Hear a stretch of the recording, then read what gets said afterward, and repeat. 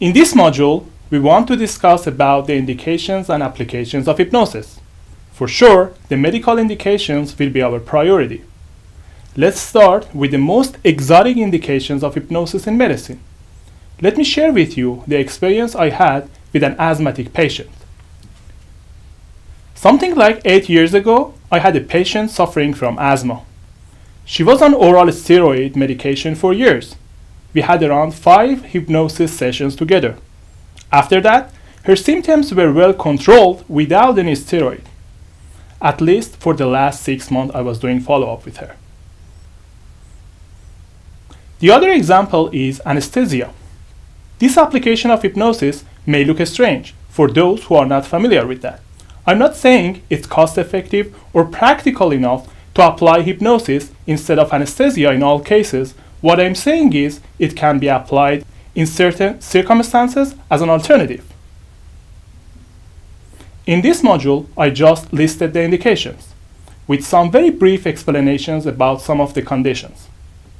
Obviously, it's not possible to even name all the indications, but I hope this module helps you to have a general idea in terms of applications of hypnosis. Please be informed that all the examples mentioned below are supported by clinical studies, as you can find them easily in the medical literature, for example through pubmed.com. Some of these clinical studies are randomized. Randomized clinical trials have the highest level of evidence in evidence-based medicine. Hypnosis can be used in medical conditions like asthma, seasonal allergy, tinnitus, difficulty in swallowing pills, hiccups, rashes, and urinary retention. Ego strengthening like enhancing esteem, confidence, and self-efficacy. Anxiety like phobia, panic attack, and hypochondriasis, which is also known as illness anxiety disorder. In that condition, the patient strongly believes that they have a serious illness. Cancer patients, hypnosis can be used for ego strengthening, self-healing, and controlling the side effects of chemotherapy. Pain management is an important area when it comes to hypnotherapy, including inflammation like arthritis, migraine headache, chronic pain, and fibromyalgia. Fibromyalgia is a syndrome affecting the soft tissue and is characterized by musculoskeletal pain. Weight management is also among the most popular indications of hypnosis. It includes body image problems like body dysmorphic syndrome and anorexia nervosa or bulimia nervosa. Anorexia nervosa is characterized by needless and excessive weight loss.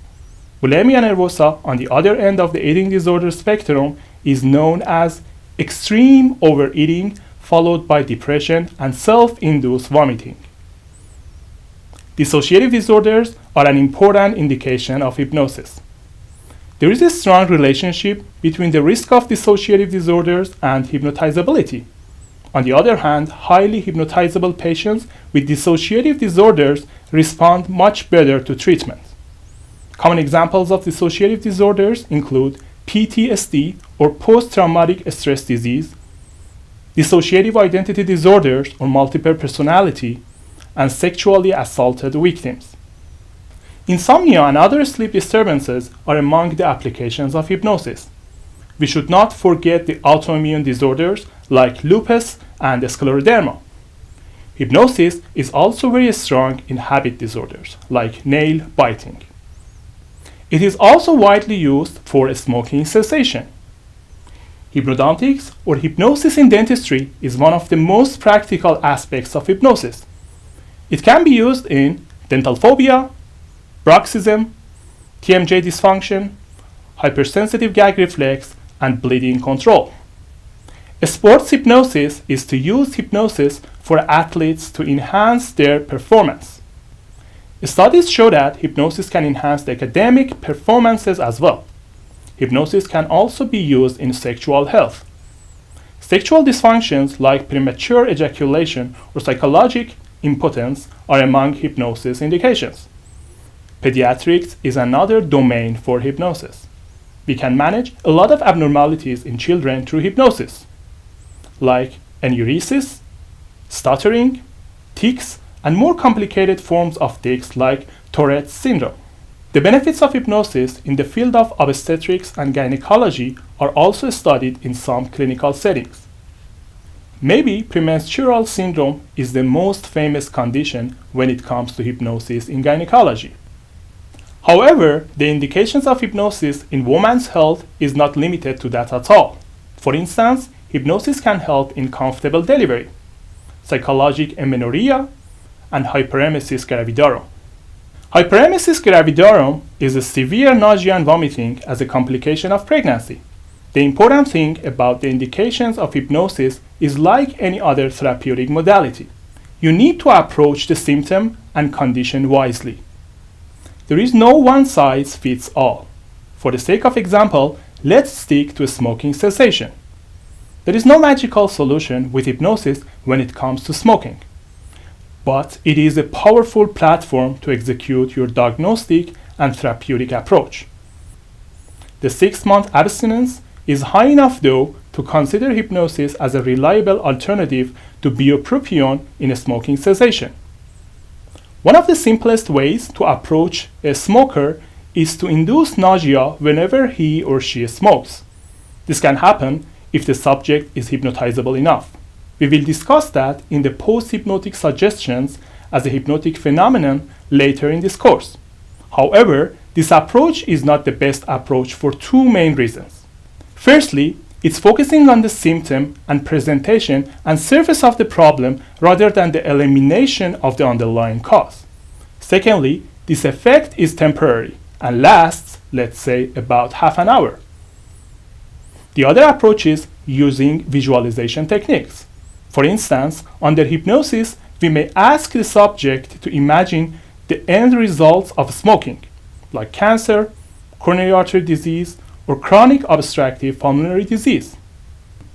Well, this approach makes a better sense, but it's not the best in all cases. Now, let's assume we have found some footprints about the first smoking experience of the subject under hypnosis. It may happen when you try age regression with the patient. We will discuss about age regression later in this course. In this scenario, you may dive deeper using psychotherapy, cognitive therapy, or neurolinguistic programming to modify the fundamental cognitions beneath in patient's subconscious mind. The other approach is visualization in a positive way. Under hypnosis, the subject imagines the healthy days without smoke. The subject repeats, "I used to be a smoker." You may have noticed that hypnosis is not a therapy itself. On the other hand, it's a strong platform to execute the therapeutic approach. You induce the hypnosis and then use the proven suggestion scripts to approach the symptom. Please refer to suggestions and metaphors published by American Society of Clinical Hypnosis to discover more about these scripts. All said, hypnosis is a therapy by itself in anxiety disorders. The last thing I want to emphasize in this chapter is to approach the problem in a holistic context when you are using hypnosis. Let's have an exaggerated example to dramatize the importance of the context. Maybe you manage the self-esteem of a patient using hypnosis and it leads to break up with his or her dominant partner. I'm not saying leave the dominant partner to exploit the power. What I'm saying is to approach the problem in a context and define a clear, interactive objective with your client in advance.